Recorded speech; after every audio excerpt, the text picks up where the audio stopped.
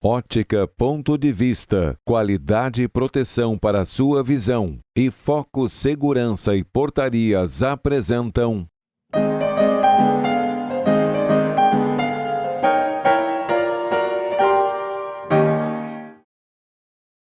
Médico com residência em ortopedia e traumatologia, com pós-graduação em medicina esportiva pela URSS e professor da nossa Universidade Fevalho.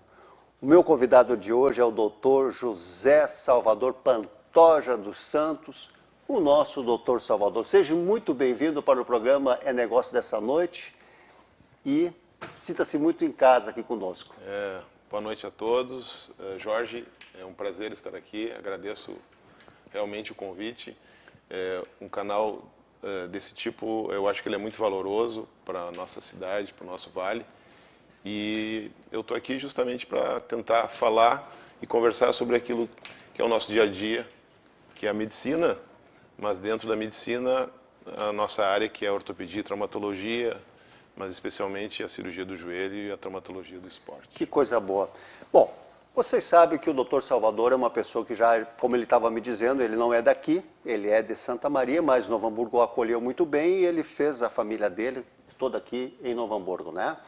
Mas o que é muito importante, e ele disse muito bem, que o nosso programa ele traz justamente essa diversidade de assuntos para fazer com que nós tenhamos sempre conteúdos bons que interessem a todos nós. E tenho certeza que o programa de hoje também vai ter uma qualidade de informações, porque, primeiro, estamos conversando com uma pessoa especialista na área do joelho, que é a maior articulação do corpo humano, não é isso, doutor?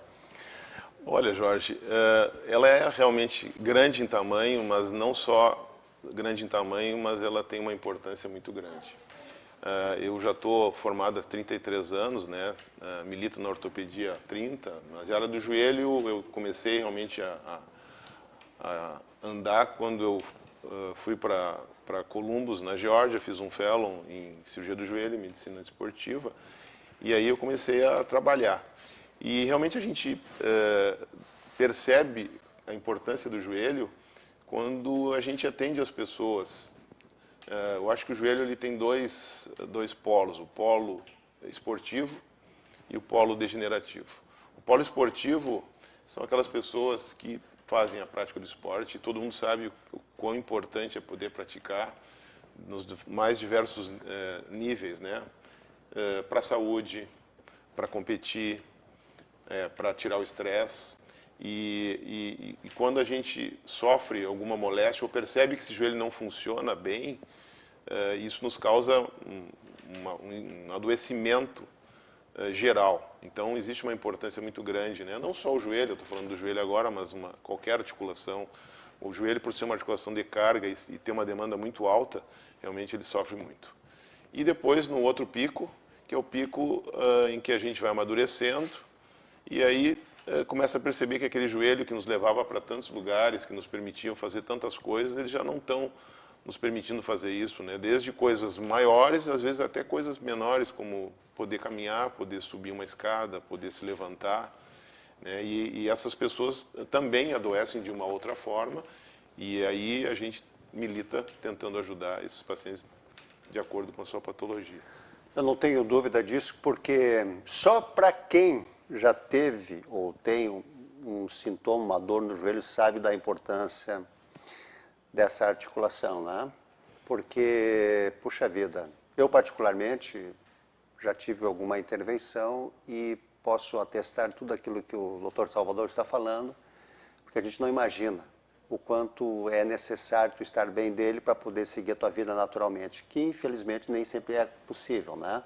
Mas eu gostaria muito contigo, Salvador, se é que tu pode me permitir te colocar assim, mas hoje tu, por exemplo, qual é assim, o que as pessoas hoje, elas estão chegando no teu consultório, o que tu está te deparando mais? Porque nós temos uma longevidade, tu falaste que ela é degenerativa, então não só o esporte, mas é um caminho sem volta, hein? Para quem está numa fase já de mais vida. Isso é muito importante, né? Eu vou falar de duas coisas. Primeiro, a parte esportiva, brevemente, que é a necessidade de fazer o esporte. Tem levado as pessoas a fazer esportes das mais diversas formas. E isso tem trazido realmente com mais frequência determinados tipos de lesões. A gente vê que, às vezes, em busca de uma atividade física, ou às vezes até em busca de um emagrecimento, ou às vezes em busca de um corpo fisicamente, visualmente melhor, também, que as pessoas buscam isso, acabam indo para um caminho da prática, às vezes sem uma avaliação mínima. As pessoas, às vezes, é bastante comum irem para o seu cardiologista, irem para o clínico e se submetem, às vezes, a um programa de exercício sem, pelo menos, ter uma noção mínima de como esse joelho, vamos falar do joelho agora, claro, né? Claro, Mas seriam as articulações em geral, nós estamos falando de joelho, como está essa articulação. E aí a gente vê muito frequente pessoas no meio de uma evolução de treinamento, onde o prazer de estar fazendo aquilo que é tão bom acaba acontecendo e são bloqueados porque descobrem ser portador de um problema que não tinham conhecimento, né? O joelho, a cartilagem, que digamos é a estrutura mais importante, uma das mais importantes do joelho, ela é silenciosa, né? Em anunciar que está doente, né? Então isso acaba às vezes trazendo desfechos negativos. Tem as lesões traumáticas, obviamente, claro, que ocorrem também, dependendo da prática, e elas precisam também ser tratadas, mas é fundamental, eu diria, que a gente pudesse, pelo menos, eventualmente, procurar um profissional para ter uma noção de como as coisas andam, né? Sabe, Salvador, que pegando esse teu gancho, eu vou te dizer assim, justamente porque eu tenho que ter um cuidado especial com o meu joelho, tá? Mas eu, às vezes, estou andando pela rua e aí tem um caso que é aquele praticante de um esporte de final de semana, coisa parecida, tem uma boa orientação cardiológica, pode correr, pode fazer isso. E daqui a um pouco o cara está correndo que nem um condenado. Eu disse, mas daqui um pouco esse negócio vai começar a incomodar. E principalmente com o devido respeito, às vezes umas pessoas que conseguem ter um espaço longo e às vezes estão com peso, sobrepeso. Isso arrebenta mais ainda, né, Salvador? Com certeza, né? O peso ele é inimigo inimigo de várias coisas, mas as articulações de carga, principalmente, né? O joelho é uma articulação de carga, eles andam para lados opostos, né? Inclusive, né, aproveitando a deixa sobre isso, estou vindo agora do Congresso Brasileiro de Cirurgia do Joelho, depois de 3 anos, o primeiro congresso presencial, né? Novidades, assim, a gente sabe que elas são mais lentas hoje, né? Mas coisas importantes foram colocadas e a gente sabe já, por exemplo, a Academia Americana, ela coloca como a primeira medida para tratamento das lesões degenerativas, vamos falar de cartilagem, a perda de peso. Não existe medicação, não existe nenhum tipo de produto melhor para uma articulação que começa a apresentar algum distúrbio degenerativo do que a perda de peso, né? Juntamente com o fortalecimento, com uma série de outras coisas. Então, perda de peso associada a um fortalecimento, um equilíbrio da musculatura adequado, ele dispensa e coloca como secundário o uso de medicações, até porque nós não temos ainda uma medicação regenerativa, né, via oral para usar e nem do ponto de vista de uso. Mas né? eu vou até te perguntar, tu imagina assim, então hoje o cara que é um especialista, vamos falar assim, nessa área, o cara senta na frente do teu consultório lá com dor lá e tu vai ter que dar uma real para ele, ó, meu bem, primeira coisa, emagrece. Isso tem que ter uma certa habilidade também para tu poder dizer. O problema é esse, né? Na realidade, para que isso aconteça, não é simplesmente uma consulta, né? Precisa haver uma motivação, precisa que a gente se cerque de bons profissionais que possam acolher essa pessoa e poder estimular, porque o médico, é que nem um padre ou que nem uma outra pessoa, ela pode dar um conselho, um pastor, ou seja, qual for a religião. Claro. E para que isso aconteça, são tantas cadeias e há necessidade de que os profissionais ligados a essa área coloquem a sua expertise para que as pessoas possam... Então, vai do nutricionista, de um educador físico, de um fisioterapeuta, de um psicólogo e de um cirurgião bariátrico, eventualmente, de um endocrinologista. Então, é um tratamento multidisciplinar para chegar nisso, às vezes. E por isso que é difícil, né? E fora as outras questões que a gente sabe, né? Tu sabe que dias atrás eu estive entrevistando aqui um colega teu de uma outra área que é o Lucas Lamper, urologista, e aí nós estamos falando sobre, principalmente pelo aspecto masculino, tá? Que a pessoa pode, não precisa esperar acontecer alguma coisa para poder ir lá consultar um urologista pelo sintoma e tal. Te faço essa mesma pergunta, vamos imaginar assim, é interessante então um jovem que está na idade lá de dizer assim, vou começar a procurar um cara para olhar isso aí, porque às vezes tem também o processo genético, pode-se dizer?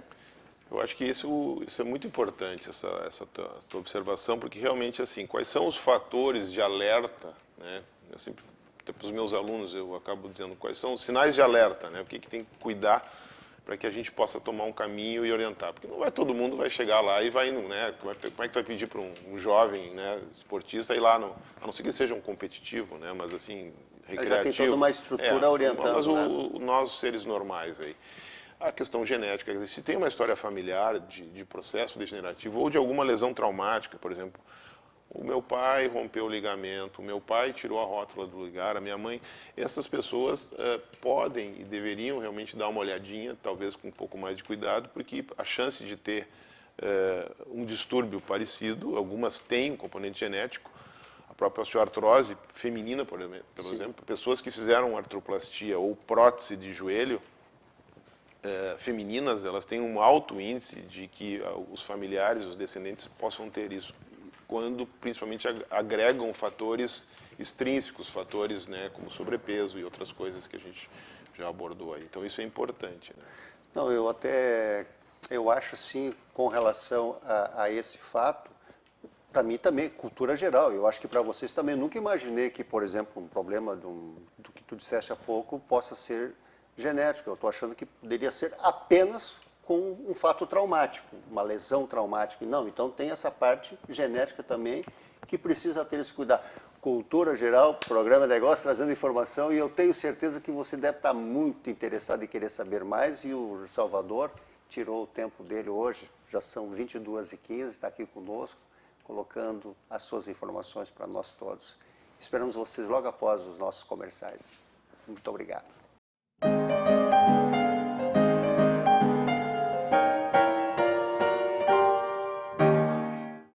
Olá, como você já sabe, sou Jorge 3 do programa É Negócio, que vem sendo um sucesso de audiência em Novo Hamburgo e região. E a Vale TV vem conquistando a preferência de mais pessoas. Se você quer ter seu negócio conectado com quem traz qualidade e visibilidade para a sua marca, junte-se a nós. Entre em contato conosco.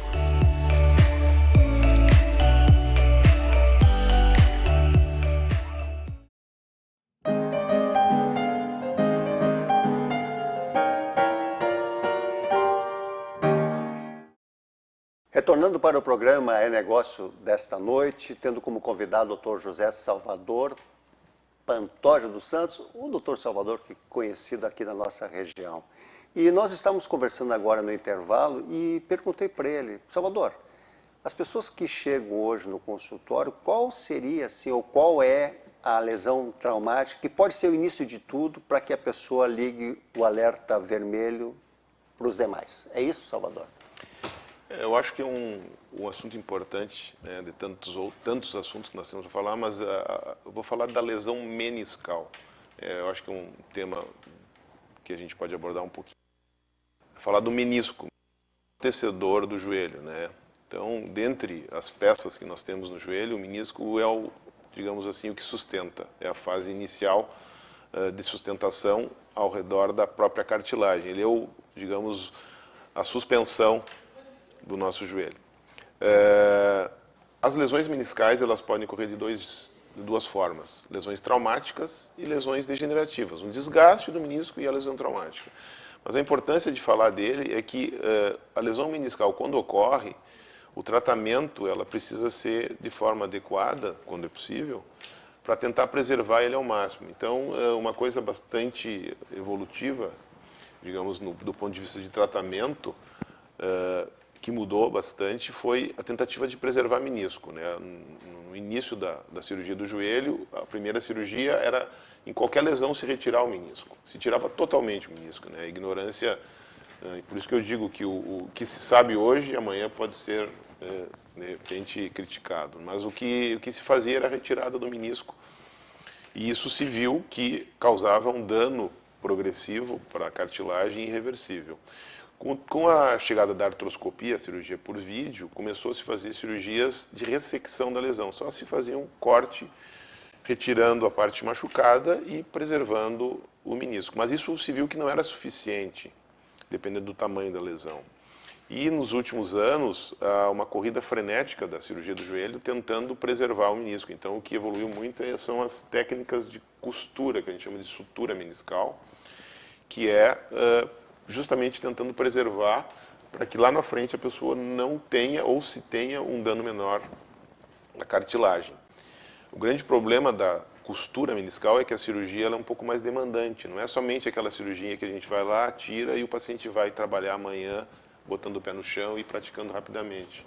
Um breve relato é, por exemplo, num jogador de futebol, essa cirurgia às vezes ela não é feita porque para um jogador ficar muito tempo fora, ele não consegue. Então, nos atletas profissionais, às vezes a cirurgia preservativa acaba não sendo feita quando é só do menisco, porque isso pode impactar na sua carreira, né? Sem sombra de dúvida. Então, mas é uma pena. Inclusive isso já de informações, tinha muito jogador em época de renovação de contrato, estava com um problema que não aguentava mais e ficava quieto para não ter a possibilidade de o contrato ser rompido. É isso? Exatamente. A cirurgia no paciente, no atleta, eu digo que a doença do atleta e a doença do atleta recreativo, atleta profissional, tomam rumos completamente diferentes, né? Eles não levam em consideração o resultado final, né, da saúde daquele joelho, né? E isso implica em questões de performance, de outras variáveis que a gente não tem como medir. O futebol é muito impactante, né? Tu sabe que o futebol ainda é, para nós aqui no nosso meio, digamos, o maior produtor de lesões do joelho, e impressionante que as mulheres, a prática de futebol nas mulheres, isso é um dado importante até para falar, que as mulheres rompem o ligamento cruzado, que é o ligamento que dá sustentação ao joelho, 8 vezes mais do que os homens, quando se vê valores absolutos, porque as mulheres aumentaram a prática esportiva do futebol e elas têm a mecânica da mulher, né, do joelho da mulher um pouquinho diferente em relação a isso. Bom, agora eu vou fazer uma partezinha aqui, porque eu e o Salvador, nós nos conhecemos há mais de 15 anos e essa nossa relação sempre foi muito afetiva, próxima e, sem dúvida, com muita informação para que a gente possa se manter sempre legal. Mais uma vez, é que temos um amigo comum, ele, Jorge, tu joga uma bolinha, quem sabe vem jogar com a gente aqui, porque tem um grupo e tal, e eu pensei, bom, o cara me encheu a minha bola, eu vou chegar e vou jogar a bola. Aí eu vou conversar com o Salvador, dizer ele, Jorge, para com isso, tira isso da tua cabeça, isso é coisa para louco, pega um vinho, uma pizza e vai assistir televisão, porque senão, meu cara, o cara se arrebenta mesmo, né? E é mais ou menos assim que acontece, as pessoas não se dão conta o quanto isso é prejudicial, né? Eu entendo isso e eu sou ainda um praticante. O esporte está dentro da minha veia, né? Eu acabei não falando sobre isso, mas eu fui praticante de handball, que é um esporte que eu comecei lá em Santa Maria, fui campeão gaúcho, fui da seleção gaúcha e parei de jogar quando entrei na medicina, de forma, e depois mantive o esporte como uma linha de vida e realmente até pratico hoje uma bolinha, mas eu vejo que as pessoas que não conseguem fazer isso, eles têm dificuldade, né, de parar. A gente sabe da importância disso, todo mundo sabe, né, que parar uma coisa que te dá prazer e fazer a prática num futebolzinho, ela tem uma questão social, não é só o futebol, né, encontrar um amigo, tomar uma cervejinha depois. É o final de tudo, às vezes é que eu digo, né, poder botar um calção, seja qual for o esporte, praticá-lo e depois ir para casa, né? Todo mundo sabe o benefício, né? A sensação gostosa que é chegar em casa, né? E poder... Mas se o cara tá com dor no joelho aí o problema passa a ser outro mesmo, né, Salvador? Mas eu vejo isso como uma verdade mesmo. Mas me conta um pouquinho dessa tua especialização, até porque, como tu disseste no congresso que tu esteve agora, tu foste moderador, né? Sim. Então explica mais ou menos, porque foi um congresso brasileiro, né? A Sociedade Brasileira de Cirurgia do Joelho, ela se reúne, é formada por médicos que fizeram uma formação, uma pós-graduação em joelho, e nosso congresso se reúne a cada 2 anos. Em função da pandemia não houve essa possibilidade, e agora em São Paulo, faz uma semana, nos encontramos lá e vieram presencialmente colegas de fora, né, de franceses, ingleses, e alguns deles acabaram não vindo, fizeram até a parte das palestras online ainda, né, dentro do próprio congresso. Mas assim, de novidades, algumas coisas estão chegando, e uma delas é a robótica, que está chegando em todos os setores.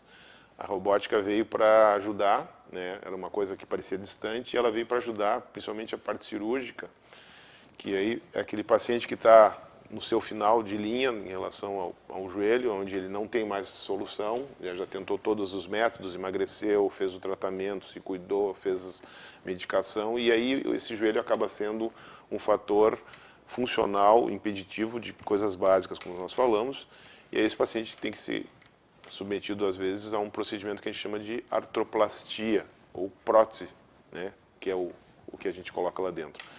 E a robótica veio para melhorar essas condições. A robótica ela já chegou no Brasil, em Porto Alegre já tem um robô funcionando, no Brasil já tem 30 hospitais com robôs, e isso é uma coisa que realmente vem para oferecer uma qualidade de resolução, onde o ser humano, às vezes, de forma empírica, acaba fazendo as coisas, né? O robô está em qualquer lugar.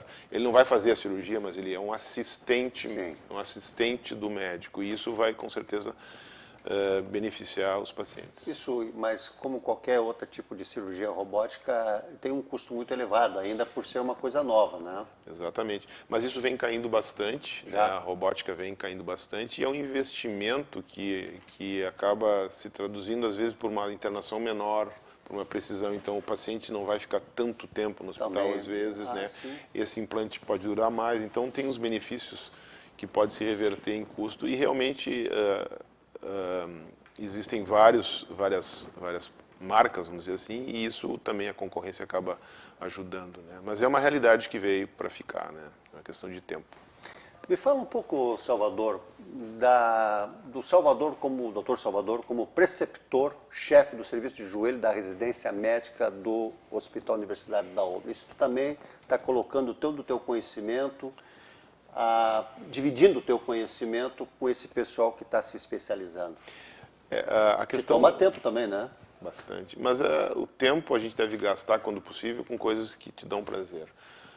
Eu acho que a gente está aqui, a medicina como um todo, a gente observa, e eu tento passar, inclusive, para meus alunos, tanto da graduação quanto esses da pós-graduação, que a gente veio para servir, né? Eu acho que a gente tem que tentar fazer isso da melhor forma, não só médico, a gente, como ser humano aqui, veio nesse mundo para dar uma parte disso.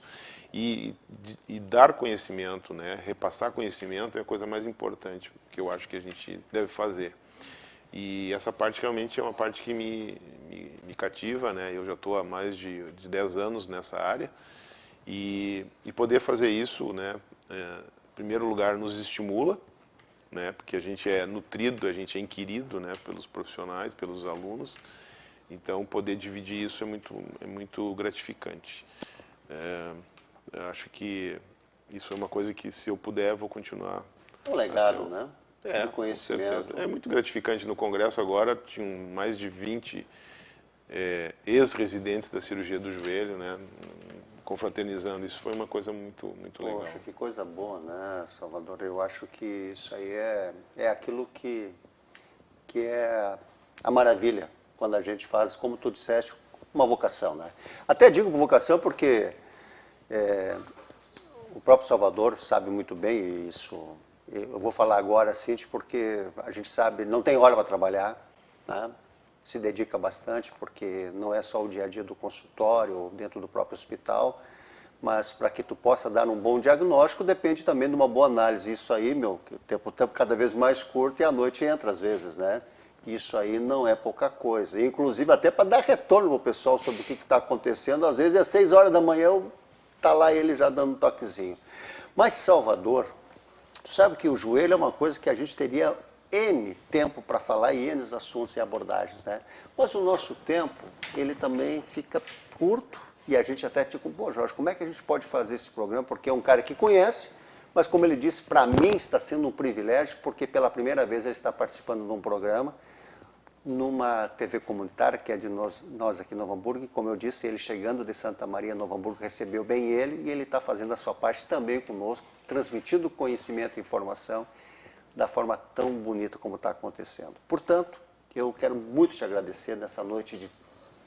Já são 22h30 quase, tu ainda tem coisas por fazer e tu estar aqui conosco. Eu quero te agradecer muito, Salvador, muito obrigado por tu estar dando toda essa tua participação para o meu programa. Me sinto muito privilegiado e, ao mesmo tempo, também quero te pedir as tuas considerações finais. Jorge, eu queria realmente agradecer muito a possibilidade de estar aqui. Seriam tantas horas para falar de joelho aí, né? E fica difícil, às vezes, a gente colocar tudo que a gente acha importante. Mas eu diria que o mais importante é que, antes do joelho, a gente pensar na saúde, né? Tentar prevenir as lesões, seria a minha mensagem, né? Prevenir tendo um estilo de vida, uma qualidade de vida dentro das nossas possibilidades adequado. Tentar buscar alguma informação sobre os seus joelhos quando estiver perto de você, doenças familiares, ou quando a gente vai fazer uma prática esportiva um pouco mais intensa. E a outra coisa é não deixar de procurar um profissional quando o sinal chegar, né, para não agravar as lesões. Eu acho que isso seria o mais importante, né? Saúde é tudo, né? O resto a gente depois dá um jeito. Como se diz, prevenção é o melhor remédio, né? Com certeza.